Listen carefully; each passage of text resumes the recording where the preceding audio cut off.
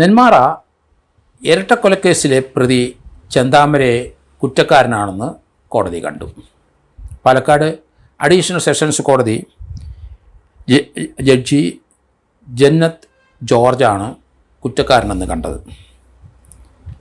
നമുക്കറിയാം നെന്മാറ കേസിൻ്റെ പ്രാധാന്യം എന്താണെന്ന്. 2019 ഓഗസ്റ്റ് 31 അയൽവാസിയായ ഒരു സ്ത്രീയെ കൊലപ്പെടുത്തി തുടങ്ങിയിട്ടാണ് കൊലപാതക പരമ്പര തുടങ്ങുന്നത്. അയൽവാസിയായ സജിതയെയാണ് അയാൾ വെട്ടിക്കൊന്നത്. ഉച്ചകഴിഞ്ഞ് അവരെ വീട്ടിലെ അടുക്കളയിൽ നിൽക്കുമ്പം ഇയാൾ അടുക്കളയുടെ പിൻവശം വാതിലോ കയറി അവരെ വെട്ടിക്കൊല്ലുകയായിരുന്നു. അതായിരുന്നു തുടക്കം. ചെന്താമരയെ നമ്മൾ അങ്ങനെയാണ് കേരളത്തിലെ ജനങ്ങൾ കാണുന്നത്. ചെന്താമരയെ പേടിച്ചിട്ട് ചെന്താമര ഭാര്യയും മക്കളും അവിടം വിട്ട് വേറെ മാറി താമസിക്കുകയാണ്. ഇയാളുടെ വസതിയിൽ നിന്ന് മാറി അവർ ടൗൺ ഭാഗത്തോട്ട്, പാലക്കാട് ടൗൺ ഭാഗത്ത് താമസിക്കുകയാണ്. ഒരു മകളെ ഒരു പോലീസുകാരൻ കല്യാണം കഴിച്ചിട്ടുമുണ്ട്. അങ്ങനെ ചെന്താമര ചില പൂജകളും കർമ്മങ്ങളും ഒക്കെ ചെയ്യുന്നവരൊക്കെ ആയിട്ട് അടുപ്പമുണ്ട്. അയാൾ അന്ധവിശ്വാസിയാണ്. കൂടോത്രവും മന്ത്രമൊക്കെ ഉണ്ട്. അയാൾ ഭാര്യയും മക്കളുമൊക്കെ മാറി താമസിക്കാനും അങ്ങനെയുള്ള കാരണത്തിന് പ്രധാന കാരണക്കാരി അയൽവക്കത്തുള്ള മുടി നീണ്ട ഒരു സ്ത്രീയാണ്, നല്ല മുടിയുള്ളൊരു സ്ത്രീയാണ് എന്ന് പ്രശ്നം വെച്ച് അയാളെ ബോധ്യപ്പെടുത്തി അന്ധവിശ്വാസിയായ ആളെ.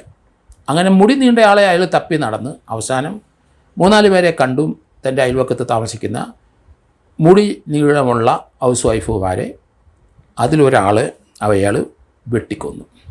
അതാണ് സജിത.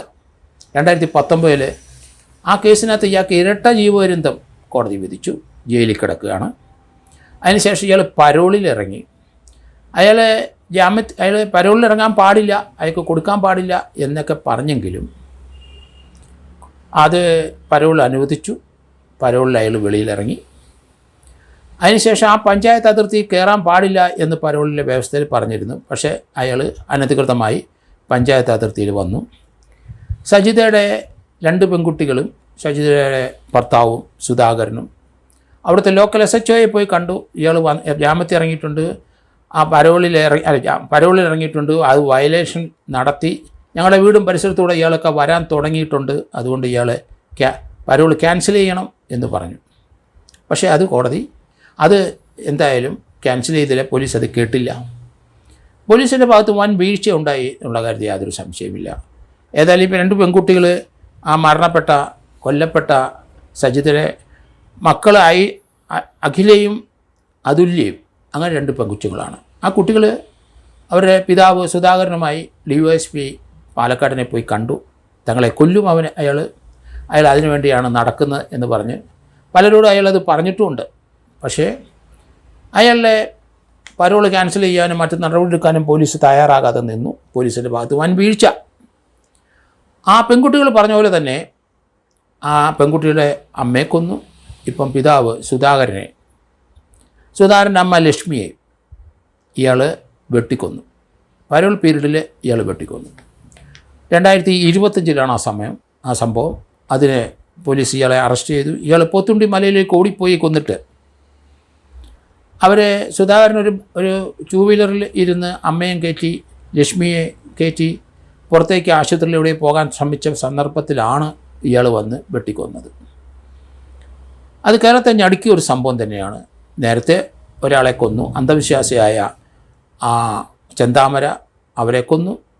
മുടി നീട്ടി വളർത്തിയ ഒരു സ്ത്രീയാണ് തൻ്റെ കുടുംബകലഹത്തിന് കാരണമെന്ന് അയാൾ വിശ്വസിച്ചു. പ്രശ്നം വെച്ച് അന്ധവിശ്വാസം വിശ്വസിക്കുന്ന അയാൾ ആ സ്ത്രീയെ കണ്ടെത്തി, പലരെയും കണ്ടെത്തി. മുടി കൂട്ടിയത് 3-4 പേരെ കണ്ട അതിലൊരു സ്ത്രീയെയാണ്, ഏറ്റവും മുടിക്ക് നീളമുള്ള സ്ത്രീയെ വെട്ടിക്കൊന്നു. അതിനുശേഷം ഇയാൾ അവരുടെ ഭർത്താവിനെയും അമ്മയും കൊന്നു. ഇതിനിപ്പം കോടതി തെളിവ് സഹിതം ഇയാൾ കുറ്റക്കാരനാണെന്ന് കണ്ടു. കോടതി ഇന്ന് ഇയാൾ കുറ്റക്കാരനാണെന്ന് വിധിച്ചു. ശിക്ഷ മറ്റന്നാൾ ബുധനാഴ്ച ഉണ്ടാവും. ഇയാളെ കോടതി കുറ്റക്കാരനെ കണ്ടപ്പോൾ നിങ്ങൾക്ക് എന്തെങ്കിലും പറയാനുണ്ടോ എന്ന് ചോദിച്ചു. എന്നെ അങ്ങ് തൂക്കിക്കൊന്നോളൂ എന്ന് ഇയാൾ ഉടനെ മറുപടി കൊടുത്തു. ഞാൻ ഗാന്ധിജിയൊന്നും അല്ല എന്നുകൂടി പറഞ്ഞു. കുറ്റക്കാരനാണെന്ന് കണ്ടെത്തിയ കോടതിയുടെ മുന്നിലാണ് ചെന്താമര ഇങ്ങനെ പ്രതികരിച്ചത്. മറ്റെന്തെങ്കിലും പറയാനുണ്ടോ എന്ന് ചോദിച്ചപ്പം ആദ്യം ഒന്നും പറയാനില്ല എന്ന് പറഞ്ഞു. പിന്നീട് എന്നെ അങ്ങ് തൂക്കിലേറ്റിക്കോളൂ എന്നുകൂടി പറഞ്ഞു. മറ്റുള്ളവരെയും കൊല്ലാനുണ്ട് എന്ന് കോടതിയിൽ പറയുകയും ചെയ്തു.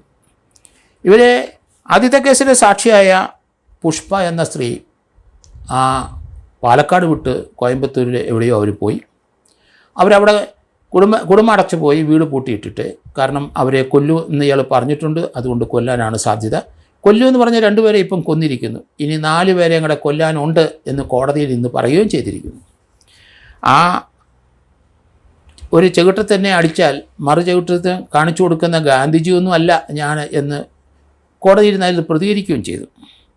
നെന്മാറ പോത്തുണ്ടി തിരുത്തമ്പാടം ബോയൻ കോളനിയിലെ സുധാകരനെയും 55 വയസ്സുള്ള സുധാകരനെയും അമ്മ ലക്ഷ്മിയെയും 75 വയസ്സുകാരിയെയും കൊന്നതിനാണ് ഇന്ന് ഇയാളെ കുറ്റക്കാരനെന്ന് കോടതി കണ്ട്. 2025 ജനുവരി 7-ാം തീയതിയാണ് ആ സംഭവം ഉണ്ടായത്. ഏതായാലും 1.5 വർഷത്തിന് ശേഷം കോടതിയിലെ വിധി ഇയാൾ ഫൗണ്ട് ഗിൽറ്റി ആയിരിക്കുന്നു. ഇങ്ങനെയുള്ള കഥാപാത്രങ്ങളൊന്നും സമൂഹത്തിന് ആവശ്യമില്ലല്ലോ. നമുക്ക് അവരെ റിഫോം ചെയ്തെന്ന് എടുക്കേണ്ട ഒരു ആവശ്യമില്ല, അത് നടക്കത്തുമില്ല. ഇയാൾക്ക് ഇനിയും 4 പേരെ കൊല്ലാനുണ്ടെന്ന് ഇയാൾ ഓപ്പണായിട്ട് പറഞ്ഞിരിക്കുക. കോടതിക്ക് എന്ത് ചെയ്യാനൊക്കും? അതുകൊണ്ട് അയാളെ ഇങ്ങനെയുള്ള ആൾക്കാരെ നിഷ്കരണം 3 പേരെ കൊന്നിട്ടുണ്ട്. ഇപ്പോൾ 2 പേരെ ഒന്നിച്ച് കൊന്നതിന് അതിക്രൂരമായ രീതിയിൽ വെട്ടിക്കൊന്ന ഇയാളെ തീർച്ചയായിട്ടും തൂക്കാൻ വിധിക്കണം എന്ന് തന്നെയാണ് എൻ്റെ ആഗ്രഹം. അതിൻ്റെ കാരണം ഇന്ത്യയിലെ തൂക്കാൻ വിധി പതുക്കെ നമ്മൾ അതിൽ നിന്നൊക്കെ മാറുകയാണ്.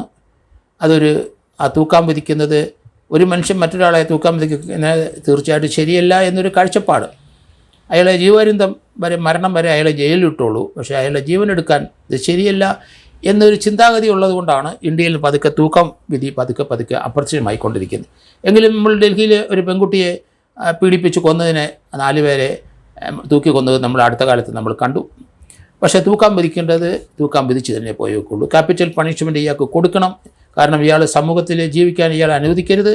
ഇനി ഇയാൾ കൊലപാതകം നടത്തും എന്നുള്ള വിവരം അയാൾ ഓപ്പണായിട്ട് കോടതി പറഞ്ഞിരിക്കുകയും ചെയ്തു.